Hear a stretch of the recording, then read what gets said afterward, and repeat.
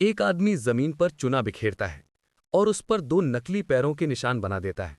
दरअसल ये उसकी चाल थी, 3 मीटर ऊंचे उस भयानक दैत्य को धोखा देने की। दैत्य घर लौटता है। सब कुछ सामान्य लगता है, लेकिन जैसे ही वो गिलास लेकर पानी भरने जाता है, अजीब घटना घटती है। आवाज तो पानी की आती है, पर पानी दिखता ही नहीं। फिर भी वो खाली गिलास उठाकर ऐसे पीने लगता है जैसे सब ठीक हो। कुछ ही देर में उसकी नजर जमीन पर पड़ती है, 2 पैरों के निशान। दैत्य समझ जाता है कोई घर में घुसाया है। वो गुस्से में खिड़की से बाहर छलांग लगा देता है, पर उसे क्या पता यही तो उस आदमी का जाल था। दैत्य के जाते ही दोनों आदमी छत से कूदते हैं और उसका पीछा करते हैं। अचानक उनके सामने आता है एक खाली लकड़ी का थाव, यानी कि नांद, जिससे पानी की आवाज तो आ रही थी, पर पानी बिल्कुल भी दिखाई नहीं दे रहा था। वे ऊपर चढ़कर देखते हैं, मशीन से निकल रहा है सोना।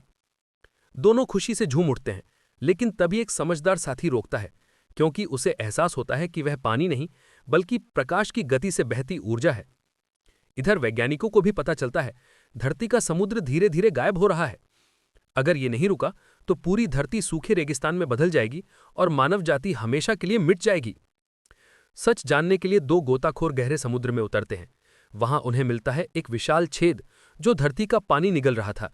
वे उसमें से गुजरते हैं और बाहर निकलते हैं, एक अजीब दुनिया में, जहां जमीन सूखी थी मगर हर ओर अदृश्य नदियां बह रही थीं। अब उन्हें समझ आता है कि यही जगह धरती के समुद्र का स्रोत है। धरती को बचाने के लिए उन्हें उस जल स्रोत को बंद करना होगा। लेकिन इसी बीच उनका एक साथी लालच में आकर सोना लूट लेता है और भाग जाता है। अब अकेला रह जाता है क्यांको, जो आखिर तक कोशिश करता है वाल बंद करने की।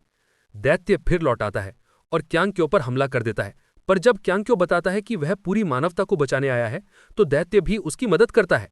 लेकिन वाल्व जाम था।